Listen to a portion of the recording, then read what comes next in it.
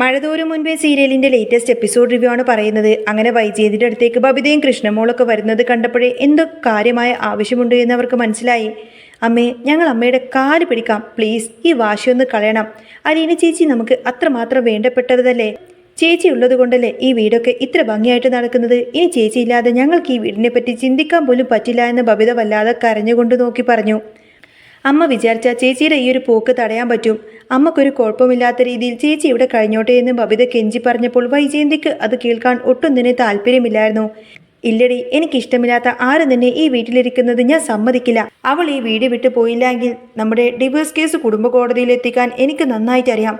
ഇനി ഇതും പറഞ്ഞുകൊണ്ട് രണ്ടു കൂടി എൻ്റെ മുന്നിലേക്ക് വന്നേക്കരുത് എന്നൊക്കെ വൈജയന്തി കടുപ്പിച്ച് പറഞ്ഞു. വൈജയന്തി അത്രയും പറഞ്ഞ് അവിടെ നിന്നും പോവാണ്. ബബിതേച്ചി, അമ്മയുടെ മനസ്സ് മാറാനൊന്നും പോകുന്നില്ല. അമ്മക്ക് അമ്മയുടെ സന്തോഷം മാത്രമേ വലുതുള്ളൂ. സ്വന്തം മക്കളുടെ സങ്കടം പോലും അമ്മ കാണുന്നില്ല. നമുക്ക് മറ്റെന്തെങ്കിലും വഴിയുണ്ടോ എന്ന് നോക്കാമെന്ന് കൃഷ്ണമോള് പറയാണ്. അങ്ങനെ ബബിതയും കൂട്ടി അവിടെ നിന്ന് മാറി. ആ സമയത്തിൻ്റെ ബാലചന്ദ്രൻ ഒരു ബോക്സ് നിറയെ സ്വർണ്ണാഭരണങ്ങളുമായിട്ട് അലീനയുടെ അടുത്തേക്ക് വന്നു. ഇതൊക്കെ വാതിൽക്കൽ നിന്ന് വൈജയന്തി കാണുന്നുണ്ടായിരുന്നു. ഇതെന്തിനാച്ചാ ഇത്രയും അധികം സ്വർണ്ണാഭരണങ്ങളൊക്കെ? ഒരു കല്യാണ പെണ്ണിന് ഇടാൻ മാത്രമുണ്ടല്ലോ, ഇതാർക്കാ എന്നൊക്കെ അലീന അത്ഭുതത്തോടു കൂടി ചോദിക്കുമ്പോൾ, വേറെ ആർക്കാ മോളെ, ഇതൊക്കെ നിനക്ക് തന്നെയാണ്. നീ ഒരു ദിവസം കല്യാണം കഴിച്ചു പോവുമല്ലോ, അന്ന് ഇടാൻ വേണ്ടിയിട്ട് ഞാൻ എൻ്റെ കടയിൽ നിന്നും എടുത്തതാ. ഇതിന് എനിക്ക് ആരുടെയും സമ്മതം ചോദിക്കേണ്ട കാര്യമൊന്നുമില്ല എന്ന് അദ്ദേഹം സ്നേഹത്തോട് മറുപടി നൽകി. ഇത് നിനക്ക് ഇഷ്ടമായോ എന്ന് നോക്ക്, ഇല്ലെങ്കിൽ നമുക്കിതെല്ലാം തന്നെ മാറ്റിയെടുക്കാമെന്നൊക്കെ പറഞ്ഞ് ആ ഒരു ബോക്സ് അദ്ദേഹം അലീനയുടെ കയ്യിലേക്ക് അങ്ങ് വെച്ചു കൊടുത്തു. എനിക്കെന്തിനാച്ചാ ഇതൊക്കെ? ഇപ്പോൾ ഇത്രയധികം സ്വർണ്ണമൊന്നും എനിക്ക് വേണ്ട. എൻ്റെ കല്യാണം ഇപ്പോൾ ഒന്നും ഉണ്ടാവില്ലല്ലോ. ഇത് അച്ഛൻ്റെ കടയിൽ തന്നെ ഇരുന്നോട്ടെ എന്ന് അലീന മടിച്ചപ്പോൾ, ചിലപ്പോൾ നിന്റെ കല്യാണത്തിന് ഈ അച്ഛൻ്റെ സ്ഥാനത്ത് നിന്ന് ഇതൊക്കെ തരാൻ ഇവിടെ ജീവനോടെ ഞാൻ ഉണ്ടായില്ലെങ്കിലോ, ഞാൻ മരിച്ചങ്ങ് പോയെങ്കിലോ, അതുകൊണ്ട് എനിക്കിത് ഇപ്പം തരാൻ തോന്നിയെന്ന് അദ്ദേഹം വികാരധീരനായി പറഞ്ഞു. ഞാൻ നിന്റെ അച്ഛനാണ്, വെറുതെ പറഞ്ഞു നടന്നാൽ പോരല്ലോ. ചില കടമകളൊക്കെ എനിക്ക് ചെയ്യേണ്ടതില്ലേ? ഇത് നീ ഇപ്പോൾ കയ്യിൽ വെക്കേണ്ട, ലോക്കറിൽ വെച്ചാൽ മതി. നിന്നെ എനിക്കറിയാം, നീ ഇത് എപ്പോഴെങ്കിലും വിറ്റ് അനാഥാലയത്തിലും കൊണ്ടുപോയി കൊടുക്കും. നിനക്ക് പണത്തിനോടോ സ്വർണത്തിനോടോ ആഗ്രഹമില്ല എന്ന് എനിക്ക് നന്നായിട്ടറിയാം. പക്ഷേ ഇത് വേണ്ട എന്നൊന്നും നീ ഒരിക്കലും പറയരുത്. നീ ഈ വീട് വിട്ടു പോവാൻ തീരുമാനിച്ച സ്ഥിതിക്ക് വെറും കൈയോടെ നിന്നെ എവിടെ നിന്ന് വിട്ടാൽ എനിക്കൊരു സമാധാനവും ഉണ്ടാവില്ല എന്ന് അദ്ദേഹം ഉറപ്പിച്ചു പറഞ്ഞു. ശരി അച്ഛ, അച്ഛൻ്റെ സമാധാനം ഞാനായിട്ട് കളയുന്നില്ല. ഈ സ്വർണം ഞാൻ സ്വീകരിച്ചിരിക്കുന്നു എന്ന് അലീന പറഞ്ഞ് നേരെ അകത്തേക്ക് പോയി. ഇത് കണ്ടു നിന്ന വൈജയന്തിക്ക് ദേഷ്യം സഹിക്കാനായില്ല. ആരോട് ചോദിച്ചിട്ടാ നിങ്ങൾ കടയിലുള്ള സ്വർണമൊക്കെ എടുത്തിട്ട് ആ അലവരാതി പെണ്ണിന്, ആ വേലക്കാരി പെണ്ണിന് കൊടുത്തത്? നിങ്ങൾക്കെന്താ വട്ടാണോ? നിങ്ങളുടെ 2 പെൺകുട്ടികൾ ഇവിടെ വളർന്നു വരുന്നതൊന്നും നിങ്ങൾ കാണുന്നില്ലേ?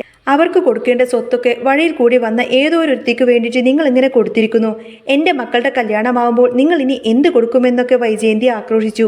എടി നിർത്തടി, നിന്റെ അച്ഛൻ കുഞ്ഞിരാമ മേനോൻ കഷ്ടപ്പെട്ടുണ്ടാക്കിയ കാശല്ല ഇത്. ഇതെൻ്റെ വേർപ്പ് കൊണ്ട് ഞാൻ ഉണ്ടാക്കി കഷ്ടപ്പെട്ട് അധ്വാനിച്ചുണ്ടാക്കിയ സ്വർണ്ണമാണ്. അത് ചോദ്യം ചെയ്യാൻ നിനക്കൊരു അവകാശമില്ല. മക്കളുടെ കല്യാണത്തിന് കൊടുക്കാൻ വേണ്ടിയിട്ടുള്ളതൊക്കെ ഞാൻ ഉണ്ടാക്കി വെച്ചിട്ടുണ്ട്. നീ ഇനി എന്നെ ചോദ്യം ചെയ്യാനൊന്നും നിൽക്കണ്ട. ചോദ്യം ചെയ്യാമെന്ന ഈ വീടും കടയും എല്ലാം ഞാൻ അലീനയുടെ പേരിലേക്ക് അങ്ങ് എഴുതി വെക്കുമെന്ന് ബാലചന്ദ്രൻ തിരിച്ചടിച്ചപ്പോൾ വൈജയന്തി ആകങ്ങ് തകർന്നുപോയി. പിന്നീട് ബബിത വന്ന് അമ്മയോട് തട്ടിക്കയറാണ്.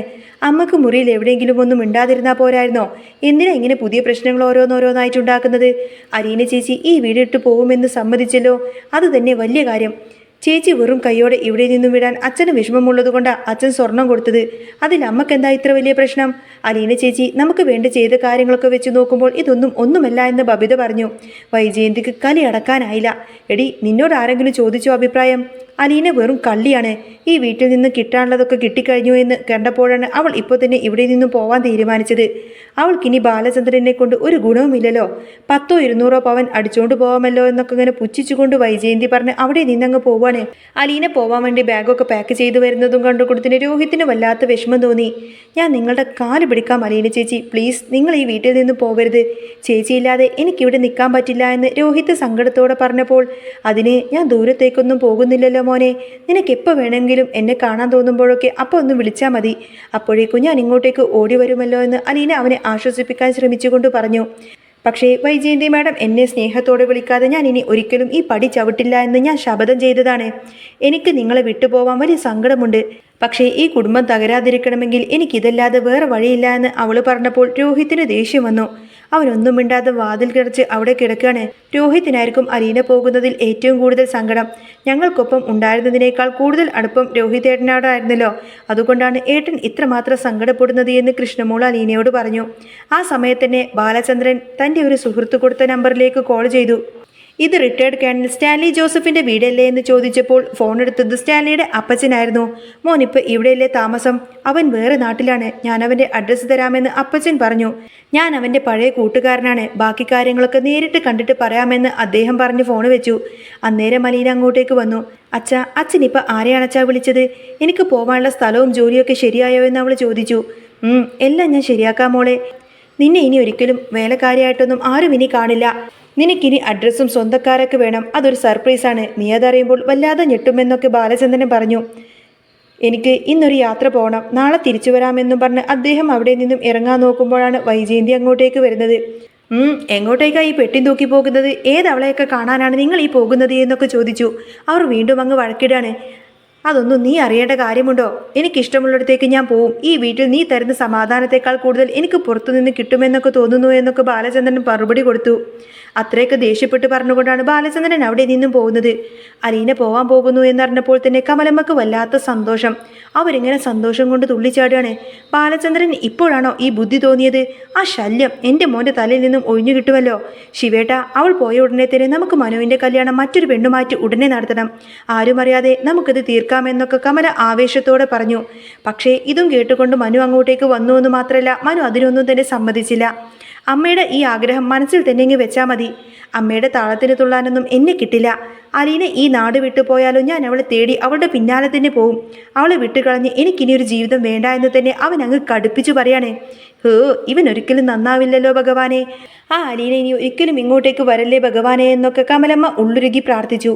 ഇതേ സമയം സ്റ്റാൻലിയുടെ അഡ്രസ്സ് കണ്ടുപിടിച്ചുകൊണ്ട് തന്നെ ബാലചന്ദ്രൻ അങ്ങോട്ടേക്ക് എത്തി. സ്റ്റാൻലി എന്ന് പറയുന്നത് വൈജയന്തിയുടെ മുൻ കാമകനായിട്ടുള്ള അലീനയുടെ സ്വന്തം അച്ഛനാണ്. അങ്ങനെ സ്റ്റാൻലിയുടെ വീട്ടിലേക്ക് എത്തി കോളിംഗ് ബെൽ അടിച്ചപ്പോൾ തന്നെ വാതിൽ തുറന്ന ആ ഒരു പെൺകുട്ടിയെ കണ്ട് ബാലചന്ദ്രനാകെ മരവിച്ചു പോയി. ഇത് നമ്മുടെ അലീന മോള് തന്നെയല്ലേ? രണ്ടുപേരെയും കണ്ട ഇരട്ടി സഹോദരിമാരാണെന്നേ പറയുള്ളൂ. ഇങ്ങനൊരു മകൾ സ്റ്റാൻലിക്ക് ഉണ്ടായിരുന്നോ എന്ന് അദ്ദേഹം അത്ഭുതപ്പെട്ടു. അങ്കിൾ ആരെയാണ് അങ്കിൾ ഈ തിരയുന്നത് എന്നവർ ചോദിച്ചു. സ്റ്റാൻലി ജോസഫ് ഇവിടെയല്ലേ? ഞാൻ അവരുടെ കൂട്ടുകാരനാണെന്ന് അദ്ദേഹം പറഞ്ഞു. മോളുടെ പേരെന്താണെന്ന് ചോദിച്ചപ്പോൾ ഞാൻ സ്റ്റാൻലി, അദ്ദേഹത്തിൻ്റെ മൂത്ത മകളാണ്. എൻ്റെ പേര് ഡാനിയ എന്നാണ് പറഞ്ഞു. പപ്പ ഗസ്റ്റ് ഹൗസിലാണ് താമസമെന്നും ഇടയ്ക്കൊക്കെ കാണാൻ വരാറുണ്ടെന്നും അവൾ മറുപടി കൊടുത്തു. മോളുടെ കൂടെ വേറെ ആരൊക്കെയുണ്ട് എന്ന് ചോദിച്ചപ്പോൾ എനിക്ക് 2 സഹോദരങ്ങൾ കൂടിയുണ്ട് എന്നും ഇപ്പോൾ മമ്മിയുടെ കൂടെയാണ് അവരൊക്കെ താമസിക്കുന്നതെന്നും അവൾ പറഞ്ഞു. എനിക്ക് സ്റ്റാൻലിയെ ഒന്ന് കണ്ടേ തീരൂ എന്ന് ബാലചന്ദ്രൻ പറയുന്ന സമയത്തിന് മോള് കയറിയിരിക്ക്, ഞാൻ കുടിക്കാൻ എന്തെങ്കിലും എടുക്കാമെന്നൊക്കെ സ്നേഹത്തോടെ ഡാനെ ക്ഷമിച്ചുവെങ്കിലും ഇപ്പോൾ സമയമില്ല മോളെ എന്നൊക്കെ പറഞ്ഞ് ബാലചന്ദ്രൻ അവിടെ നിന്നും ആ ഒരു അഡ്രസ്സും വാങ്ങിച്ച് അവിടെ നിന്നും ഇറങ്ങി. അലീന മോൾക്ക് തൻ്റെ രൂപം തന്നെയുള്ള ആ ഒരു അനിയത്തി ഉണ്ടെന്ന് അറിയുമ്പോൾ അവൾക്ക് വല്ലാത്ത സന്തോഷവും അതുപോലെ തന്നെ ഷോക്കാവുകയും ചെയ്യുന്നുണ്ട്. എന്തായാലും സ്വന്തം മകളെ കണ്ടാൽ സ്റ്റാൻലിക്ക് പെട്ടെന്ന് തന്നെ മനസ്സിലാവും അത് തൻ്റെ സ്വന്തം ചോരയാണ് എന്നുള്ള കാര്യം. അതിനുള്ള ഏറ്റവും വലിയ തെളിവാണ് ഡാനിയുടെ ഈ ഒരു മുഖമെന്ന് ആലോചിച്ചുകൊണ്ട് തന്നെ ബാലചന്ദ്രൻ സ്റ്റാൻലിയുടെ ആ ഒരു എസ്റ്റേറ്റിലേക്ക് യാത്ര തിരിച്ചു. സ്റ്റാൻലിയുടെ എസ്റ്റേറ്റ് ബംഗ്ലാവിൻ്റെ ഉമ്മർത്ത് ബാലചന്ദ്രൻ എത്തുമ്പോൾ മനസ്സ് നിറയെ അലീനയുടെയും ഡാനിയുടെയും മുഖങ്ങളായിരുന്നു. കാറിൽ നിന്നും ഇറങ്ങിയ ഉടനെ തന്നെ സത്യം വെളിപ്പെടുത്താനുള്ള വെമ്പലായിരുന്നു അദ്ദേഹം. ഹാളിലെ ചാരുകസേരയിൽ പത്രം വായിച്ചിരിക്കുന്ന സ്റ്റാൻലി അതിഥികളെ കണ്ടുവന്ന് അമ്പരന്നു. വർഷങ്ങൾക്ക് ശേഷമുള്ള ആ ഒരു കൂടിക്കാഴ്ച. സ്റ്റാൻലി എഴുന്നേറ്റ് വന്ന് ബാലചന്ദ്രനെ നോക്കി. വിശേഷങ്ങൾക്കിടയിൽ ബാലചന്ദ്രൻ പതുക്കെ അലീനയുടെ ഫോട്ടോ ഫോണിലെടുത്ത് കാണിച്ചു കൊടുത്തു. അത് കണ്ടപ്പോൾ സ്റ്റാൻലിയുടെ കൈകൾ വിറച്ചു, കണ്ണുകൾ നിറഞ്ഞു. ഇതെൻ്റെ മകളല്ലേ ഡാനിയ എന്ന് അദ്ദേഹം ചോദിച്ചപ്പോൾ അല്ല സ്റ്റാൻലി, ഇത് അലീനയാണെന്ന് ബാലചന്ദ്രൻ തിരുത്തി. തൻ്റെ ഭൂതകാലത്തിലെ ആ ഒരു വലിയ രഹസ്യം സ്റ്റാൻലി അന്ന് തുറന്നു പറഞ്ഞു. വർഷങ്ങൾക്ക് മുൻപ് ഒരു അപകടത്തിൽ തനിക്ക് നഷ്ടപ്പെട്ടു എന്ന് കരുതിയ തൻ്റെ ആദ്യത്തെ കൺമണിയാണ് ഇത് എന്നും അന്ന് തൻ്റെ കുഞ്ഞുമാറ്റി വൈജയന്തി എങ്ങോട്ടേക്കോ കടന്നു കളഞ്ഞതാണെന്നൊക്കെ സ്റ്റാൻലി ബാലചന്ദ്രനോട് പറഞ്ഞു. വൈകാതെ തന്നെ ബാലചന്ദ്രൻ തനിക്കറിയാവുന്ന കാര്യങ്ങളല്ലെന്ന് സ്റ്റാൻലിയോട് പറഞ്ഞു എന്ന് മാത്രമല്ല, സ്റ്റാൻലിയുടെ സ്വന്തം ചോരയിലുണ്ടായ കുഞ്ഞാണ് അലീന എന്ന് പറഞ്ഞതിന് ശേഷം അലീനയെ അവിടെ ഏൽപ്പിക്കാണ് ബാലചന്ദ്രൻ. പിന്നീട് അങ്ങനെ ഒരുപാടധികം എപ്പിസോഡുകൾക്ക് ശേഷമായിരിക്കട്ടോ അലീന വെറും ഒരു വേലക്കാരിയായിട്ട് വീട്ടിലേക്ക് വന്നതല്ല. അലീന തൻ്റെ സ്വന്തം മകളായിരുന്നു എന്നും തനിക്ക് സ്റ്റാൻലിയിലുണ്ടായിരുന്ന മകളാണ് എന്ന സത്യമെല്ലാം തന്നെ വൈജയന്തി തിരിച്ചറിയുന്നത്. സത്യമെല്ലാം മറന്നുകൊണ്ട് തന്നെയാണ് ബാലചന്ദ്രൻ അലീനയെ ഇത്രമാത്രം സ്നേഹിച്ചത് എന്ന സത്യമെല്ലാം തന്നെ വൈജയന്തി തിരിച്ചറിയും. അങ്ങനെ കുറ്റബോധത്തോടു കൂടി തന്നെ വൈജയന്തി പൊട്ടിക്കറിയുന്ന രംഗങ്ങളൊക്കെ ഇനി വരാൻ പോകുന്നുണ്ട്. നിങ്ങൾക്ക് ഈ ഒരു ചാനൽ ഇഷ്ടമാവുകയാണെങ്കിൽ സബ്സ്ക്രൈബ് ചെയ്യാനും സപ്പോർട്ട് ചെയ്യാനും മറക്കല്ലേ കേട്ടോ. നെക്സ്റ്റ് വീഡിയോ ഉടനെ വരാം. ബൈ.